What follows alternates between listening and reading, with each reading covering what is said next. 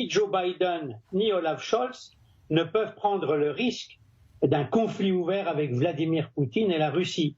Alors en fait, c'est une sorte de camouflet qui est infligé à Volodymyr Zelensky, qui passe son temps, il faut le rappeler, à demander plus d'armement et plus d'argent, et qui, depuis le début des hostilités, veut entraîner l'OTAN et l'Occident dans une guerre frontale avec Vladimir Poutine. Zelensky pense en effet qu'avec l'envoi d'avions de combat des pays de l'OTAN, il aura une supériorité aérienne.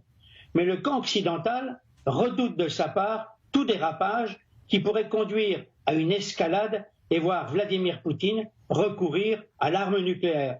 Et comme le dit prudemment Olaf Scholz, l'alliance militaire de l'OTAN n'est pas en guerre avec la Russie et ne veut pas d'escalade allant dans ce sens. Le message à Zelensky est le suivant: on poursuit notre aide militaire, mais pas à n'importe quelles conditions. Alors, il y aura en fin de semaine un sommet sans précédent entre l'Union européenne et l'Ukraine qui aura lieu à Kiev d'ailleurs, ça a été annoncé il y a quelques instants. Est-ce qu'on peut dire, Christian, que le temps joue en faveur de l'Ukraine? Non, parce que pour l'instant, on se limite à l'envoi prochain de chars blindés, Léopard, les Challenger britanniques dont nous avons parlé, et les Polonais de leur côté affichent leur disponibilité à envoyer des avions de combat F-16 américains, mais seulement avec l'aval des autres partenaires de l'OTAN, ce qui n'est pas le cas. Mais une fois de plus, Emmanuel Macron veut se démarquer et sème la confusion au sein de l'Alliance en jouant sur les mots.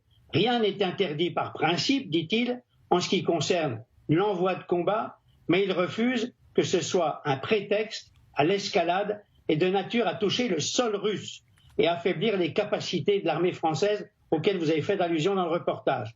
En revanche, ce qui est inquiétant et peut expliquer la fébrilité de Zelensky, c'est le temps mis pour acheminer en Ukraine les chars blindés des différents pays alliés et pour entraîner aussi, ne l'oublions pas, les troupes ukrainiennes. Fin mars, c'est le terme qui revient, fin mars nous dit-on.